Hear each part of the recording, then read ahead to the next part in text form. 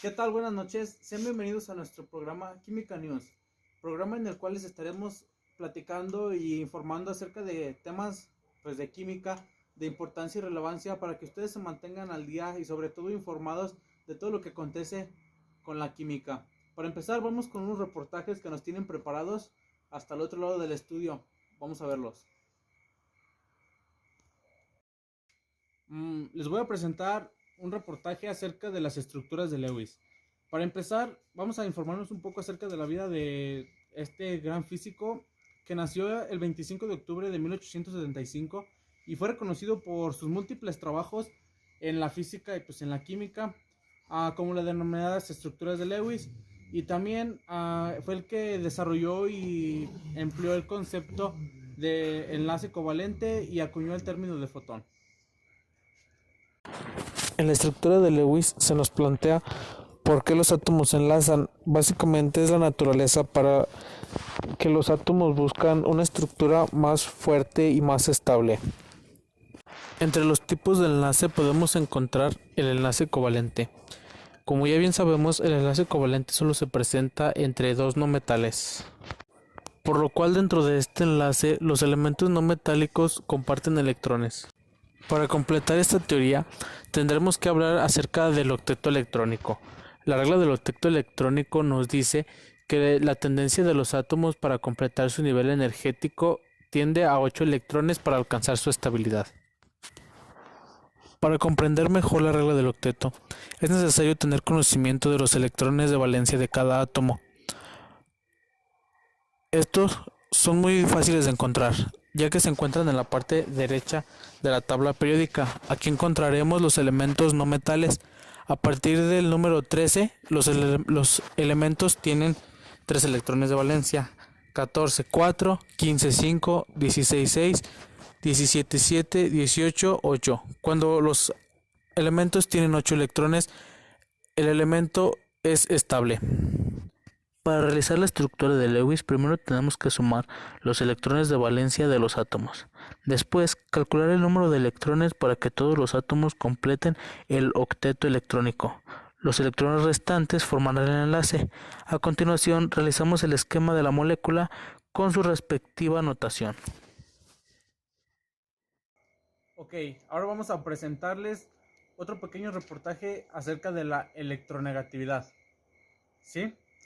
Para empezar, vamos a definir la electronegatividad como la capacidad que tiene un átomo para atraer electrones hacia sí mismo, o también como la capacidad de alguna molécula para formar enlaces covalentes.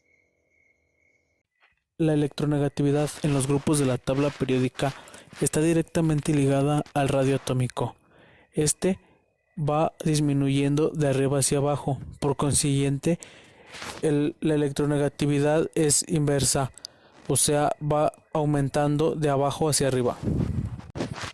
Para calcular la electronegatividad en un periodo, este se encuentra ligado a la carga nuclear efectiva, la cual aumenta de izquierda a derecha, por lo cual la electronegatividad también aumenta de izquierda a derecha, ya que los electrones cada vez que aumentan o cada vez que pasan gradualmente a la derecha, se encuentran más cercanos al núcleo.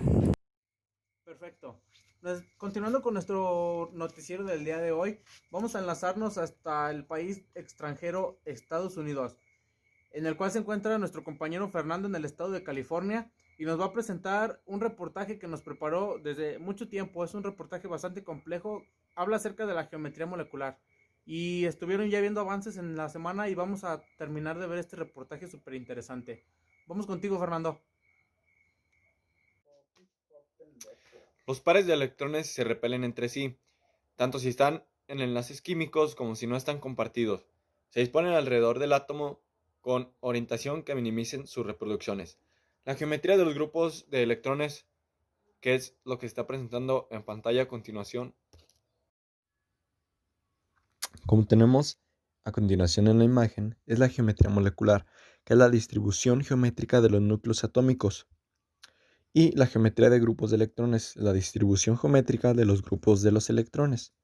Tenemos dos grupos de electrones que se le llama lineal, 4 grupos de electrones que se llama tetraédrica, 3 grupos de electrones trigonal plana 5 grupos de electrones bipiramidal trigonal y 6 grupos de electrones octaédrica, que conforman la geometría molecular en función de la geometría de los grupos de electrones. Y algunos ejemplos de cómo sería. Excelente cápsula, compañero. Si mal no recuerdo, nos tienes preparado también un segundo reportaje y también veo que está muy interesante por lo que vi en los boletines. Ahora vamos contigo a que nos presentes tu segundo reportaje. Enlacémonos. Yo les voy a presentar la sección de explicación sobre la teoría de RPSB. Bueno, para comenzar, daré la explicación. Se utiliza la siguiente estrategia de 4 etapas para predecir las formas de las moléculas, según la teoría de repulsión de pares de electrones de valencia. Número 1. Se escribe una estructura de Lewis aceptable para la especie, molécula o ion poliatómico. Número 2. Se determina el número de grupos de electrones que hay alrededor del átomo central y se establece si son grupos enlazantes o pares solitarios. Número 3. Se establece la geometría del grupo de electrones alrededor del átomo central, si es lineal, trigonal plana, tetraédrica, bipiramidal u octaédrica. Y por 4 y último, la geometría molecular, teniendo en cuenta las posiciones de los átomos directamente unidos al átomo central. Y tenemos algunos ejemplos en la parte derecha de la imagen. Estructuras con enlaces covalentes múltiples. En un enlace covalente múltiple, todos los electrones del enlace están confinados en la región comprendida entre los átomos enlazados y su conjunto constituye un grupo de electrones. Comprobemos que este concepto con la predicción de la estructura del dióxido de azufre. El azufre es el átomo central y el número total de electrones de valencia es 3 por 6, que sería igual a 18. La estructura de Lewis en un híbrido de resonancia al que contribuyen las 3 estructuras siguientes. Excelente reportaje. Ahora vamos a enlazarnos directamente con nuestro compañero Job Alemán, que se encuentra en la República de Australia y nos va a presentar un excelente reportaje que nos preparó en esta semana. Vamos contigo, Job, a que nos presentes tu cápsula. Hay ciertos elementos o fórmulas que para representarlos en un enlace no resultaría si quisiéramos utilizar el método de enlace de valencia, o si observamos la configuración electrónica de su capa de valencia, podemos encontrar que contiene algunos orbitales semillenos. A estas formas se les dice que están en un estado fundamental. Y si tomamos esos orbitales semillenos, los podemos utilizar para predecir cómo producir una molécula, y para esto se van a tomar los orbitales S y P de este átomo y se van a separar los pares de electrones que tenga para llenar los orbitales vacíos. A esta nueva configuración se le dice que está en un estado excitado. Y como ahora contamos con varios niveles de valencia, se van a renombrar todos ellos que pondremos en un mismo nivel, y este proceso se le llama hibridación. Estas hibridaciones están en varios tipos o formas, pero las principales son 3, los orbitales híbridos sp, sp2 y sp3. Los orbitales sp aparecen cuando se cuenta con un elemento que termina con los orbitales s y p incompletos, y se les quiere unir dos átomos. Si tomamos como ejemplo que queremos crear una molécula de acetileno, usamos el átomo de carbono con esta forma para crear un nuevo orbital combinando el orbital s con uno del orbital p y así generando dos orbitales nuevos sp, los cuales nos dejan dos electrones libres para unirse al otro átomo de carbono y al hidrógeno, y estos orbitales sp van a interactuar entre sí. Los orbitales sp2 son a partir de cuando tengamos el par orbital s incompleto y todos los pares incompletos del orbital p. Y para utilizarlos se va a nivelar el orbital s con el orbital p. Esto se puede observar con la molécula del etileno, en los átomos de carbono, donde ahora poseeremos 3 orbitales sp2, con los cuales uniremos los átomos de hidrógeno y carbono, y el par incompleto restante creará un enlace covalente con el otro átomo de carbono. Por último, los orbitales sp3 se encuentran cuando cuentas con un espacio de un par libre en el orbital p y un par completo en el orbital s. Estos se deben de alinear. Tomando como ejemplo una molécula de metano, empleamos el átomo de carbono. Se debe de separar el par del orbital s y agregar uno de esos al par libre del orbital p, y se acomoda en un nivel en el que se unirán ambos orbitales. Y ahora este átomo cuenta con 4 electrones de valencia, y ya se pueden unir los 4 átomos de oxígeno para formar la molécula de metano. Las reacciones químicas nos enseñan cómo es que interactúan dos reactivos que reaccionando generan productos. Pero al generar una reacción química se debe comprobar que la misma cantidad de átomos que entra es la misma que sale. Es por eso que se deben usar las ecuaciones químicas para saber cómo es que resultaría esa situación. Hay algunos métodos que existen para hacer el equilibrio de una ecuación química. El primer método es de ajuste por tanteo. En este se debe de visualizar toda la reacción química y contar la cantidad de átomos de cada elemento que entra y de los que salen, y verificar que sea la misma considerando los coeficientes y subíndices. Si no es lo mismo, se debe encontrar un equilibrio tomando los coeficientes y subíndices como la cantidad de electrones que hay de ese átomo, y sabiendo que lo único que podemos modificar es el coeficiente. Muy bien, compañero. Entonces, en otro tema, vamos a presentar un tema muy interesante en el cual vamos a exponer un conjunto de balanceos de ecuaciones por el método de óxido de reducción, más conocido como método redox. Muy bien, entonces vamos a empezar. Ok, continuando aquí, vamos a poner, este ya está completo. Ya tenemos todos los coeficientes de este lado, nada más son, la diferencia serían 5. Aquí sería un más 5 para que esto sea un más 5, más 1 igual a 0. ¿Sale? Está completo. Este es un 0 y este ya está completo por sí mismo la molécula. Muy bien, entonces igual acá de este lado serían 3 por menos 2, menos 6. Serían 2 por 1, 2. Y para completar sería un más 4 arriba, ¿sí? Igual a 0. De este lado sería un más 2 para completar y sería un 0. Sale. Ahora lo que vamos a proceder a hacer va a ser el balanceo. ¿Sale? Vamos a colocar nitrógeno de un lado, la flecha, nitrógeno del otro, y si vamos a sacar si se redujo o se oxidó, ¿sí?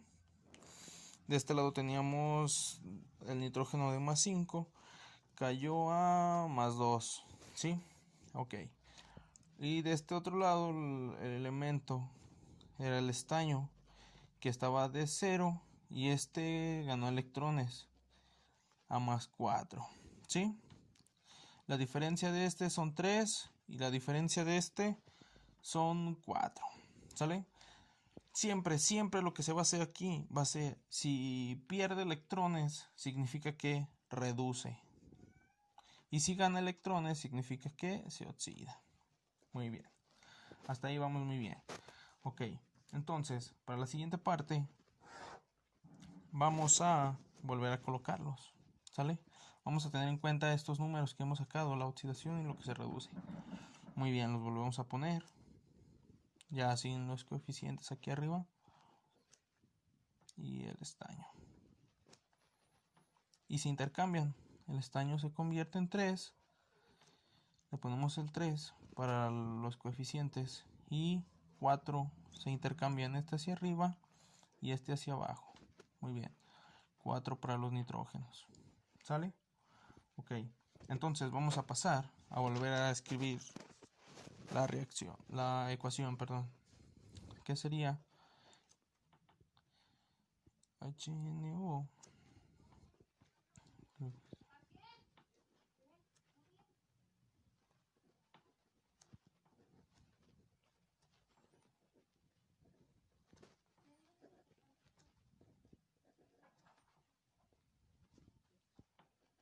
Perdón, era sin eso.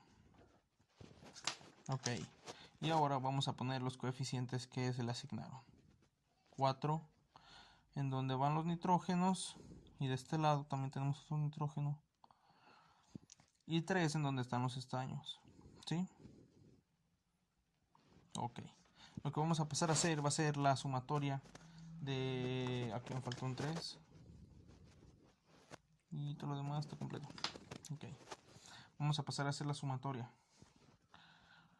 de cada átomo que tenemos de cada lado. Aquí tenemos nitrógeno. Vamos a tratar de dejar siempre el hidrógeno y el oxígeno porque se supone que son los elementos más difíciles de balancear por este método. Estaño hidrógeno y oxígeno. Ok, de este lado vamos a checar cuántos tenemos. De este lado tenemos 4 nitrógenos. Un nitrógeno por 4 son 4. Sí, nada más, ninguno más. De este lado tenemos 4 nitrógenos.